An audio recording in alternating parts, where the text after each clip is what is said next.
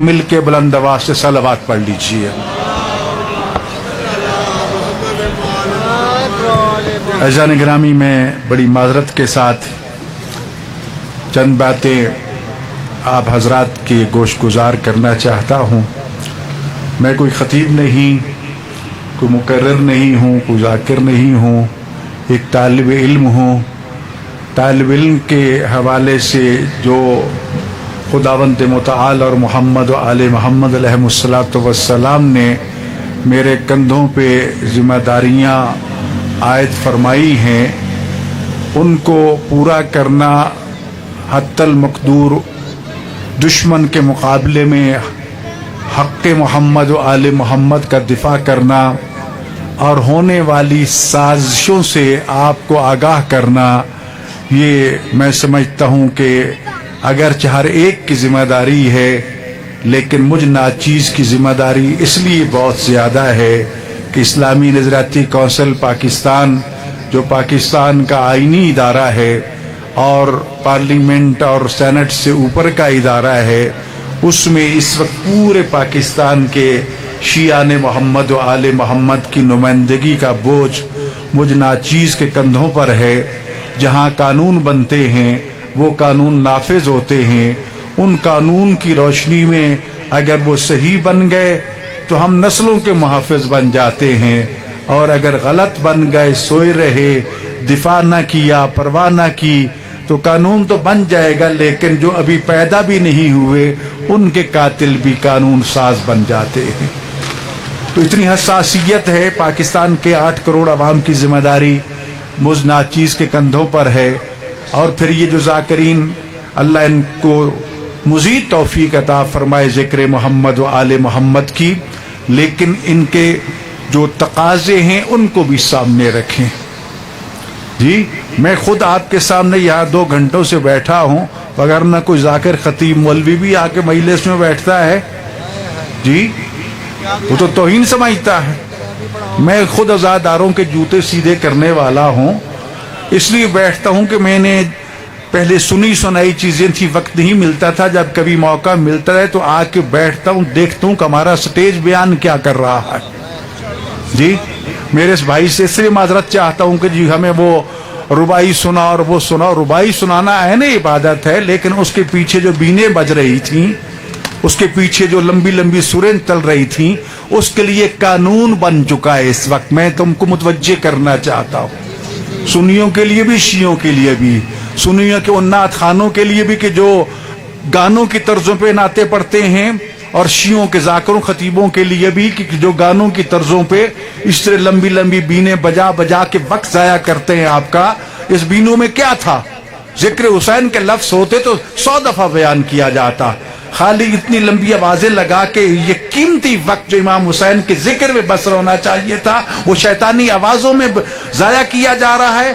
نہیں رکے آپ لوگ تو اب حکومت نے قانون بنا دیا ہے، اور ان قریب یہ قانون پارلیمنٹ سے پاس ہو کے آ رہا ہے۔ جس طرح بھی ذاکروں اور بانیوں کو اور خطیبوں کو پکڑا جا رہا ہے نا، لمبی لمبی سروں والوں کو بھی پکڑا جائے گا کہ یہ قوم کا وقت کیوں برباد کرنا چاہتے ہو؟ اگر تمہارے پلے کچھ نہیں ہے تو جاؤ گھر جاؤ، پہلے پڑھ کے آؤ، کوئی سند سرٹیفکیٹ لے کے آؤ، پھر سٹیج پہ آ سکو گے۔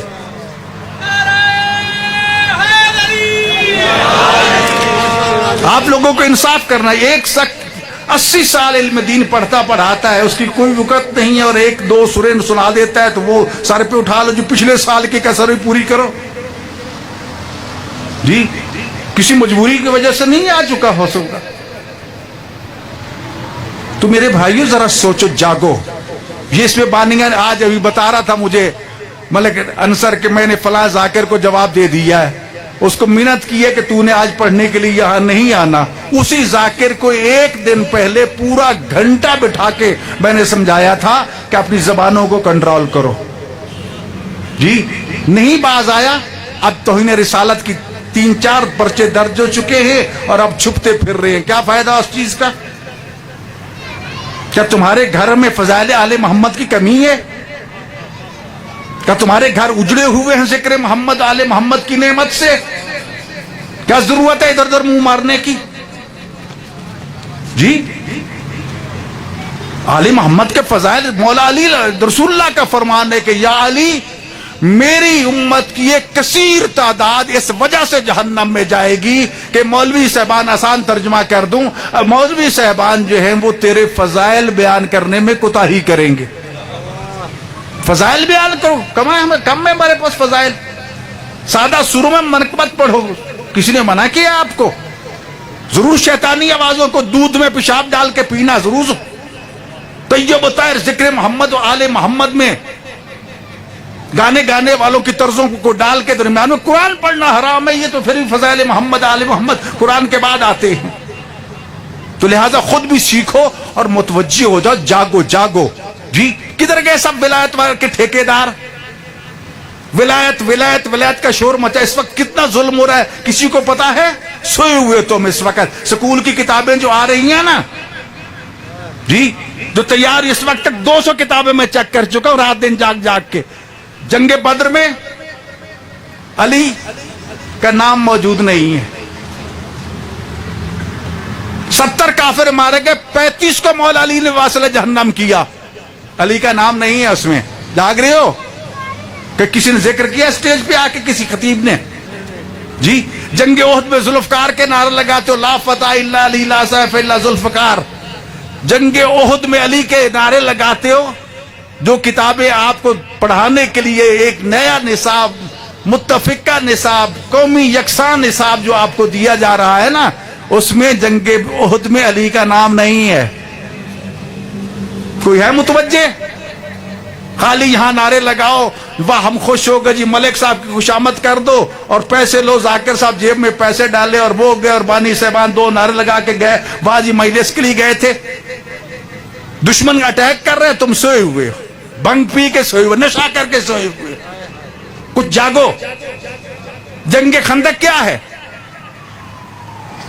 رسول اللہ نے فرمایا تھا نا کہ کل کا کل ایمان کل کے کل کفر کے مقابلے میں جا رہا ہے، جب علی کو بھیجا تھا جی، اور جب عمر ابن عبد ود کو واصل جہنم کر کے آئے تھے تو کیا فرمایا تھا کہ ضربت علی فی یوم الخندق افضل من عبادت ثقلین، علی کی ایک خندق کے دن کی ضرب ثقلین کی عبادت سے افضل جی۔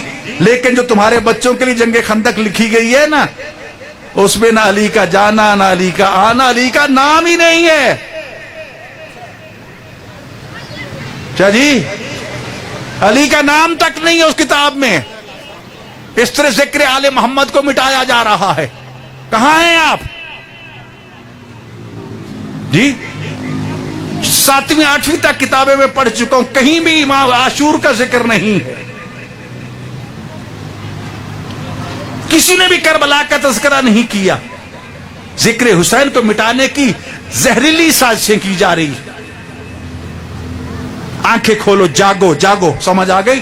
یہ ذکر محمد و آل محمد جگانے کے لیے، سلانے کے لیے نہیں ہے جی۔ کل جب دشمن وار کر پھر چیخو گے جی یہ ہو گیا وہ، آج کیوں نہیں چیختے جی؟ آج کہاں مر گئے سارے خطیب؟ وہ ولایت علی کے ٹھیکیدار، پتہ ہے ولایت کی عظمت کتنی ہی ہے؟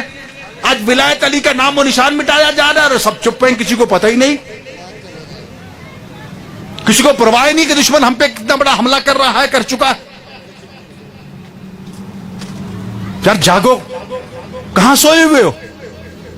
امام جعفر صادق علیہ السلام تو ارشاد فرماتے ہیں کہ ہمارا شیعہ ہر وقت حالات حاضرہ پہ نظر رکھتا ہے، ہر لمحہ باخبر رہتا ہے کہ کیا سازش ہو رہی ہے، کیا نہیں ہو رہی۔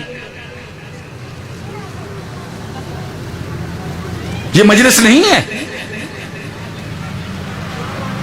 آج امام علی نقی علیہ السلام کا دن ہے، کیسے امام کے تذکرے نہیں ہیں؟ اس امام کے حالات زندگی کو سامنے رکھ کے زندگی گزارنا سیکھو کہ امام نے کس دور میں زندگی گزاری اور آج کے حالات اور اس وقت کے حالات میں کتنا تناسب پایا جاتا ہے۔